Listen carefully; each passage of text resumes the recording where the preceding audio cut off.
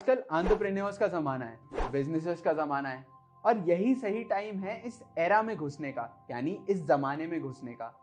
आजकल किसी भी बिजनेस को सक्सेस होने के लिए गाइडेंस की जरूरत है, पर ऐसे ही हम हर किसी पर भरोसा नहीं कर सकते गाइडेंस के लिए। क्यों? क्योंकि आजकल यार सबके पास इंटरनेट है और मिसगाइडेड यानी गलत इंफॉर्मेशन बांटने वाले बहुत सारे लोग मिल जाएंगे।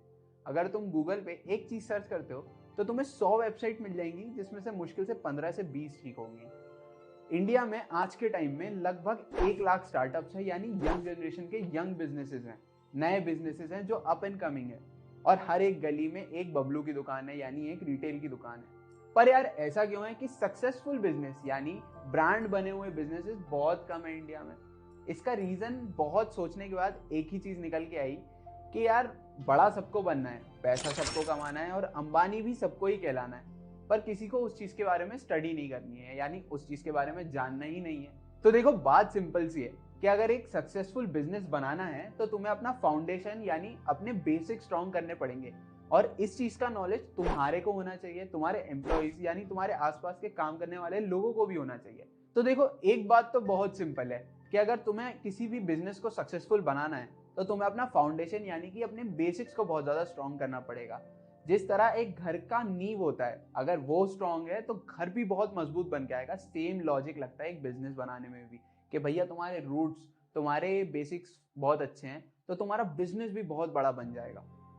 तो यही बात हम इस सीरीज में करने वाले हैं। मैं साकार अस्थाना तुम्हारे लिए कुछ ऐसे ही लेसन या फाउंडेशन, बुनियादी बातें लेके आया हूँ रामायण में से, और यही सब हम अपने बिजनेसेस में कैसे लगा सकते हैं।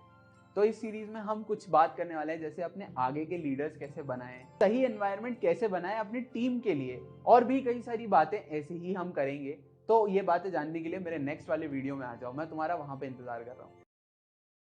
तो पहली चीज जो हम रामायण से सीखते हैं वो यही है कि नर्चरिंग फ्यूचर लीडर्स, यानी अपने आने वाले लीडर्स का हमेशा ध्यान रखो। एक लीडर होता कौन है? वही इंसान ना जो सबको इकट्ठा करके चले, एक इकोसिस्टम बनाए, सबकी स्ट्रेंथ्स को पहचाने और उस हिसाब से काम बांटे। पर एक काम है जो हर लीडर हमेशा भूल जाता है और इससे बिजनेस को बहुत ज्यादा नुकसान होता है। अब वो काम क्या है? वो काम यही है कि हमेशा आने वाले लीडर की हेल्प करो। इससे बिजनेस को ये फायदा है कि बिजनेस स्मूथली चलता रहेगा, उसमें कोई भी प्रॉब्लम नहीं आएगी, और जो भी सारी वीकनेसेस होंगी एक एंटरप्रेन्योर बहुत चालाकी से छुपा पाएगा। एक अच्छा लीडर वही है जो अपने आने वाले लीडर्स को सिखाए चीजें, उन्हें सिखाए कि काम कैसे होगा आगे, ताकि वो एक अच्छे लीडर खुद भी कहला सकें और एक अच्छा लीडर अपने साथ तैयार भी कर सकें। ऐसा ही एक किस्सा रामायण में भी है।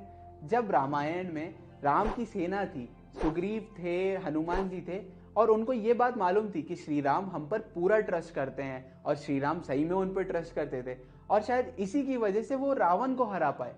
एक ऑर्गेनाइजेशन या फिर एक बिजनेस में भी यही काम होता है। एक लीडर को हमेशा अपने आने वाले लीडर की हेल्प करनी चाहिए, उन्हें ढूंढ के रखना चाहिए और एक मौका देते रहना चाहिए टाइम टू टाइम, ताकि वो भी अपना इनपुट दे सकें, वो भी एक अच्छी चीज ला सके बिजनेस के अंदर, ताकि वो भी एक सक्सेसफुल एंटरप्रेन्योर इन फ्यूचर बन सके। इसी का एक एग्जांपल हमें रामायण में भी मिल जाता है। एक बार श्री राम ने खुद कहा था हनुमान जी से कि युद्ध के टाइम पे वो किसी भी ऑनगोइंग यानी चलती हुई लड़ाई में जाके लड़ सकते हैं, यानी वो एक आगे से लीडर का रूप निभा सकते हैं।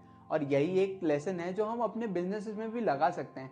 हमें क्या करना है? सिर्फ आने वाले लीडर्स को तैयार रखना है, ताकि बाय चांस अगर हमें कुछ हो जाए तो वो बिजनेस को आगे ले जा सकें और एक लंबा बिजनेस टाइम बना सकें। तो ये तो पहला लेसन था, जिसकी वजह से एक सक्सेसफुल बिजनेस बन सकता है, एक एंटरप्रेन्योर बड़ा बन सकता है, और एक ब्रांड बनाया जा सकता है, एक बिजनेस खड़ा करा जा सकता है फ्रॉम द ग्राउंड, जिसके फाउंडेशन भी स्ट्रांग हो और बिजनेस भी स्ट्रांग हो। और ऐसे ही लेसन जानने के लिए मेरे अगले वाले वीडियो में मिल लो। तो यार दूसरी चीज जो हम रामायण में से सीखते हैं वो यही है कि planning the course of every action as a team. अब बड़ी बात तो बहुत ज्यादा हो गई, बट इसका छोटा सा मतलब यही निकल के आता है कि भाई तुम्हारे बिजनेस का क्या पाथ है, उसको तुम अपनी टीम के साथ डिस्कस करो। तुम आगे क्या एक्शन लेने वाले हो, तुम आगे करने क्या वाले हो इस बिजनेस के लिए, ये सब तुम डिस्कस करो अपनी टीम के साथ। इससे टीम को क्या फायदा होगा? इससे टीम को ये फायदा होगा कि भाई उन्हें एक दूसरे के साथ काम करना आएगा, यानी टीम वर्क प्रमोट होगा, सब कुछ एक नया इनपुट दे पाएंगे, सब एक नया एसेट बन पाएंगे कंपनी के लिए, यानी एक संपत्ति बन पाएंगे। अगर अपन बात करें रामायण की, तो उसमें भी ऐसी बहुत सारी चीजें थी, बहुत सारी कहानियां थी जब हमें देखने को मिलता है कि श्री राम युद्ध के दौरान खुद अपना कमांड दे देते थे दूसरे टीम वालों को, दूसरे सेना वालों को, दूसरे जनरल्स को। अगर अपन बात करें गवर्नेंस की, यानी शासन करने की, तब भी श्री राम अपने मंत्रियों पर बहुत ज्यादा ट्रस्ट करते थे, यानी अपने टीम वालों पर ट्रस्ट करते थे। हमेशा जो डिसीजन मंत्री लेते थे वो उसे अप्रूव कर देते थे। ऐसा ही कुछ एक ऑर्गेनाइजेशन या फिर एक बिजनेस में भी होना चाहिए। एक अच्छा लीडर हमेशा यही कोशिश करता है कि उसके एम्प्लॉय ज्यादा वैल्यू दें, ज्यादा इनपुट दें अपने बिजनेस में, ताकि एक बिजनेस ब्रांड बन सके। और इन्हीं सब एम्प्लॉयज में से और ज्यादा सक्सेसफुल एंटरप्रेन्योर्स निकल कर सामने हैं। तुमने अपने स्कूल में, कॉलेज में बहुत सारी टीम्स में खेला तो होगा ही, कहीं फुटबॉल खेला होगा, कहीं बास्केटबॉल खेला होगा। तब तुम्हें ये बात मालूम होगी कि मैच से पहले तुम हमेशा सोचते हो कि भाई कैसे ले जाना है बॉल को एक पॉइंट से दूसरे पॉइंट तक, कैसे स्कोर करना है एक गोल, कैसे अपने टारगेट को अचीव करना है।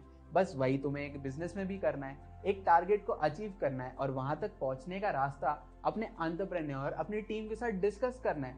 तुम क्या एक्शन लेने वाले हो, तुम क्या करने वाले हो इस बिजनेस के लिए, ये सबको पता होना चाहिए। और यही एक लेसन है जो तुम बहुत अच्छे से एक बिजनेस में लगा सकते हो। तो आखिरी चीज यही है कि यार, जब भी किसी टीम वाले को लगता है कि ये चीज मेरे लिए बहुत ज्यादा इंपॉर्टेंट है या ये चीज मेरे लिए बहुत ज्यादा जरूरत की चीज है, तो वो उसमें हमेशा अपना इनपुट देता है, हमेशा ज्यादा वैल्यू देता है और सोचता है कि मैं इसको और कैसे बड़ा कर सकता हूँ। और एक बिजनेस को यही तो चाहिए यार, कि उसके बिजनेस के एम्प्लॉयज, उसके टीम वाले सब सोचे कि ये बिजनेस बड़ा कैसे हो सकता है। और यही एक चीज है जिसका हमेशा एक एंटरप्रेन्योर को ध्यान रखना चाहिए। और भी चीजें हम सीखेंगे, और भी बातें हम करते रहेंगे इसी चीज से रिलेटेड, और उसके लिए तुम्हें मेरे नेक्स्ट वाले वीडियो में आना पड़ेगा। तो तीसरी चीज जो हम रामायण में से सीख सकते हैं वो ये है कि creating a good ecosystem for communication.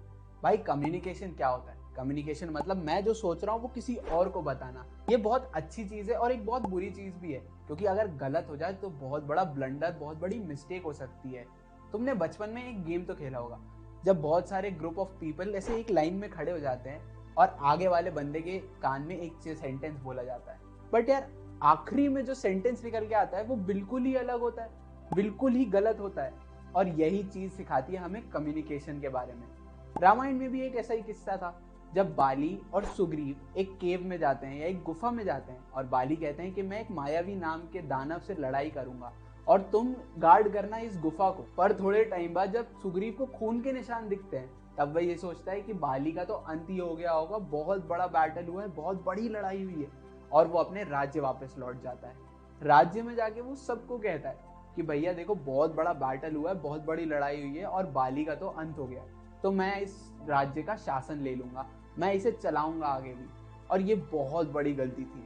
जब एक साल बाद बाली वापस लौटे युद्ध से, तब उन्होंने ये चीज देखी और एक छोटे से कम्युनिकेशन गैप की वजह से दो भाइयों के बीच में बहुत ज्यादा मनमुटाव हो गया।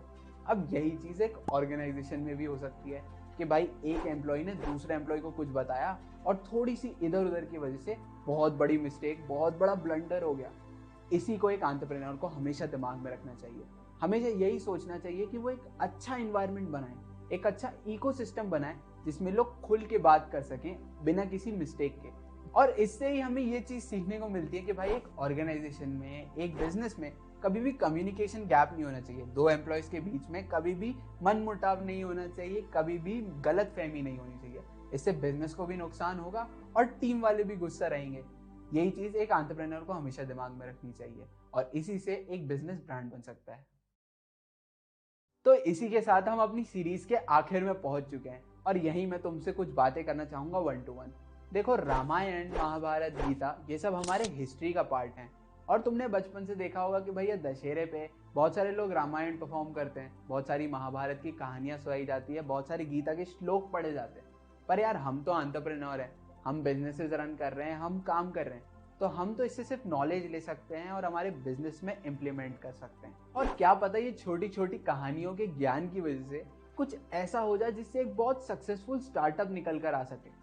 यार देखो, मैं तो यही सजेस्ट करूंगा कि ये सब पॉइंट्स सुनने की बजाय, लिखने की बजाय इसे अपने बिजनेस में यूज करो, क्योंकि क्या पता ये छोटा सा ज्ञान तुम्हें बहुत ज्यादा रिटर्न दे जाए। एक सक्सेसफुल एंटरप्रेन्योर यही तो करता है, वो ज्यादा कुछ सोचता नहीं है। अगर उसे कुछ नया आता है दिमाग में तो वो उसे अपने बिजनेस में यूज करता है और एक बड़ा ब्रांड बनाने की कोशिश करता है, उससे कुछ रिटर्न लाने की कोशिश करता है। तो इसी के साथ ये सीरीज यहाँ तो खत्म